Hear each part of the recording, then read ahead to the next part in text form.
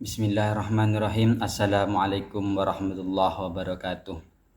Yang saya hormati pengasuh Pondok Pesantren Zainul Hasan Genggong, yakni Kiai Haji Muhammad Hasan Mutawakil Allah, dan juga yang saya hormati Rektor Universitas Islam Zainul Hasan Genggong, yakni Profesor Dr. Abdul Aziz Wahab, BAMAG, dan yang saya hormati pembimbing, yakni Bapak Ahmad Zainullah MPD dan juga Bapak Ramdan Wagianto MH. Saya di sini akan mempresentasikan hasil proposal saya yang berjudul Implementasi Kurikulum Berbasis Pesantren di Madrasah Aliyah Darul Mulasin Tegal Siwalan Probolinggo.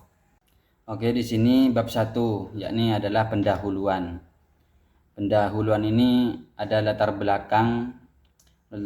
belakangnya pendidikan di Indonesia terus mengalami transformasi, salah satunya melalui penerapan kurikulum merdeka yang dirancang untuk memberikan keleluasaan dan fleksibilitas kepada lembaga pendidik dalam menyusun pembelajaran yang sesuai dengan kebutuhan peserta didik. Kualitas pendidik dapat ditingkatkan melalui perubahan kurikulum. Kurikulum dan pendidikan adalah konsep yang tidak bisa dipisahkan karena mendefinisikan bagaimana kurikulum harus diterapkan melalui sistem pendidikan yang berfungsi tergantung pada kurikuler. Madrasah Aliyah Darul Mulasin Tegal Siwalan Probolinggo merupakan lembaga pendidikan swasta yang memiliki kewenangan untuk mengembangkan kurikulumnya dibandingkan dengan madrasah-madrasah yang lain yang memiliki status negeri.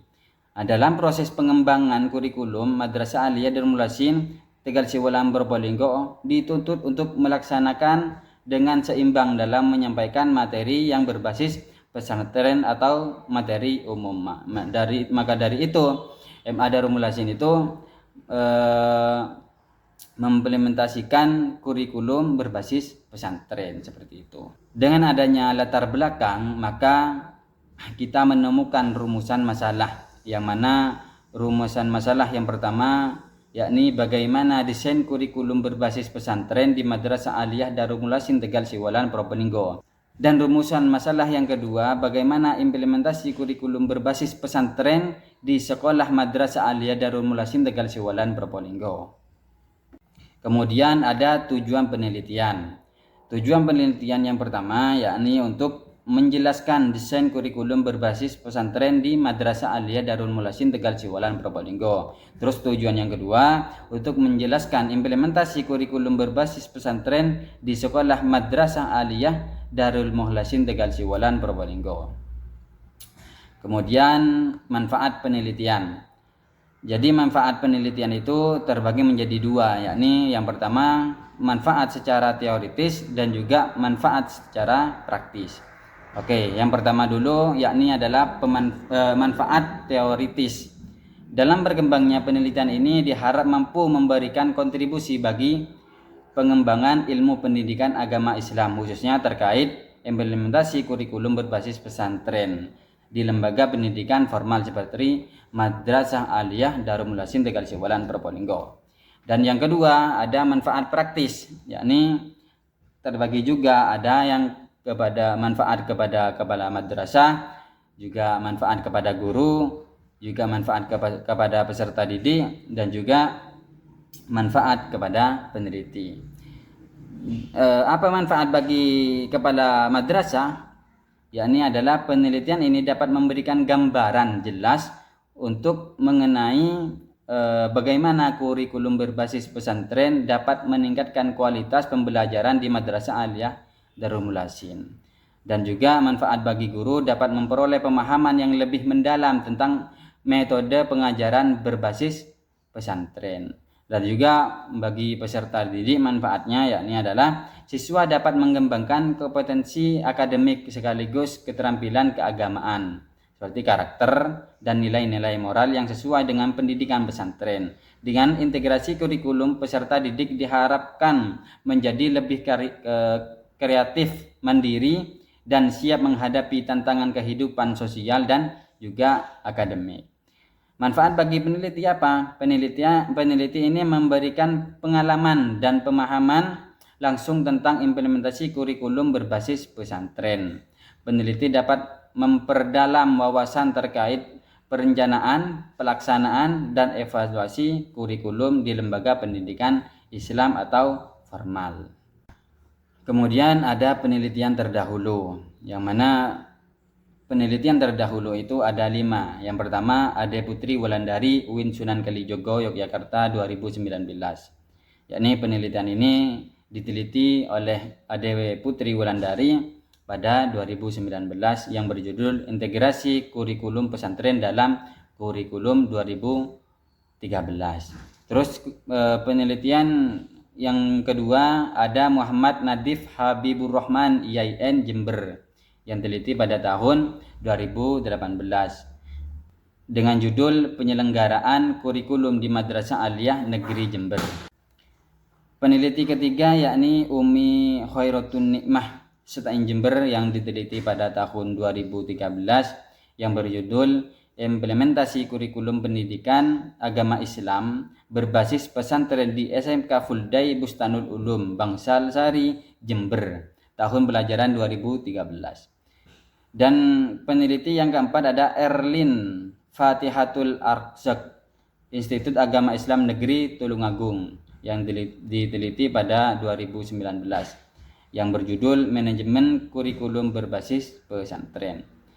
Dan peneliti yang terakhir yakni adalah Yusna Ramadayani Universitas Negeri Makassar yang diteliti pada tahun 2021 yang berjudul Pelaksanaan Kurikulum Pesantren di Mas Asakdiyah. Nah, kemudian ada bab 2 yakni kajian teori. Kajian teori yang pertama adalah kurikulum berbasis pesantren. Yang ada 3 komponen. Yang pertama pengertian kurikulum, yang kedua fungsi dan peran kurikulum, dan yang ketiga komponen kurikulum. Oke, yang pertama pengertian kurikulum. Dalam kajian pendidikan kontemporer, kurikulum dipahami sebagai seperangkat rencana atau desain pembelajaran yang mencakup tujuan, isi materi, metode, serta evaluasi pembelajaran yang disusun untuk mencapai tujuan pendidikan secara efektif dan bermakna, serta menjadi pedoman utama dalam proses penyelenggaraan pendidikan di suatu pendidikan formal. Yang kedua, fungsi dan peran kurikulum.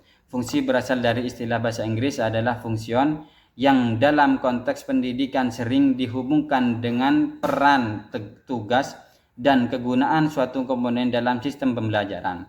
Secara terminologis, fungsi diartikan sebagai kegunaan, manfaat, tugas, atau kedudukan suatu dalam suatu sistem tertentu. Yang ketiga adalah komponen kurikulum. Komponen kurikulum itu terbagi menjadi 4, yaitu ada tujuan, ada materi, ada metode, dan evaluasi pendidikan. Terus dilanjut adalah pesantren. Pesantren itu juga menjadi 3, yakni pengertian pesantren, kurikulum pesantren, dan juga metode pembelajaran pondok pesantren. Yang pertama, pengertian pesantren. Pesantren adalah sekolah yang mengajarkan tentang Islam dan menyebarkan ajaran agama di masyarakat. Pesantren dipahami sebagai lembaga pendidikan Islam tradisi yang berfungsi secara menyeluruh, tidak hanya mengajarkan materi keagamaan secara formal, tetapi juga membentuk perilaku dan juga moral. Yang kedua, kurikulum pesantren, yakni pengembangan kurikulum untuk madrasah dan sekolah lain yang dikelola oleh pesantren modern, yang dilakukan dengan merujuk pada standar pendidikan nasional yang ditetapkan oleh Kementerian Agama dan Kementerian Pendidikan. Yang ketiga adalah metode pembelajaran pondok pesantren. Dalam metode pembelajaran pondok pesantren ini, di pondok pesantren merupakan cara-cara yang digunakan dalam proses kegiatan belajar mengajar demi tercapainya pembelajaran yang ada di pesantren. Contohnya seperti takroran, hafalan, terus basul masail, seperti itu adalah metode pembelajaran yang ada di pondok pesantren. Terus yang ketiga ada kerangka konseptual. Nah, kerangka konseptual yakni MA Darul Mulasin mengembangkan kurikulum berbasis pesantren. Kemudian ada model desain, model pembelajaran dan pelaksanaan pembelajaran. Model pembelajaran yang digunakan metodenya yakni adalah sorogan dan hafalan untuk apa? Mencapai tujuan pembelajaran, seperti itu. Kemudian kalau pasti setiap kegiatan atau setiap program itu harus ada evaluasi untuk pengembangan kurikulum berbasis pesantren, seperti itu. Yang lanjut yakni adalah bab 3, metode penelitian. Dalam metode penelitian ini ada proses penelitian. Yang pertama, pendekatan dan jenis penelitian. Kami menggunakan pendekatan kualitatif, jenisnya studi kasus, dan fokusnya itu memahami bagaimana kurikulum berbasis pesantren. Yang kedua adalah kehadiran peneliti. Kehadiran peneliti ini sebagai instrumen kunci dalam pelaksanaan peneliti sangat berperan penting di lokasi peneliti, terutama dalam observasi langsung. Dan yang ketiga ada data dan sumber data. Ada data primer dan ada data sekunder. Data primer yaitu peneliti terus mengumpulkan data dari sumber utamanya. Sedangkan data sekunder yaitu informasi biasanya dikumpulkan dari disajikan dalam bentuk tertulis atau berita-berita yang didapat di dalam lembaga. Terus yang keempat, teknik pengumpulan data. Teknik pengumpulan data menggunakan kami menggunakan yang pertama itu wawancara, dan yang kedua itu observasi, dan yang ketiga adalah dokumentasi. Terus yang kelima ada teknik analisis data. Teknik analisis data ini juga ada 3, yakni yang pertama tahap pengumpulan data, yang kedua tahap reduksi data, yang ketiga adalah tahap penarikan kesimpulan. Seperti itu. Yang kelima ada teknik analisis data, yang mana teknik analisis data ini juga ada 3 bagian. Yang pertama tahap pengumpulan data, yang kedua tahap reduksi data, dan yang ketiga tahap penarikan kesimpulan. Dilanjut yang keenam yakni keabsahan temuan. Itu ada 2, yakni yang pertama triangulasi sumber, yang kedua triangulasi metode, seperti itu. Cukup sekian dari saya. Mungkin dari awal sampai akhir ada kesalah kataan, mohon dimaafkan dengan sebesar-besarnya. Akhir kalam, assalamualaikum warahmatullahi wabarakatuh.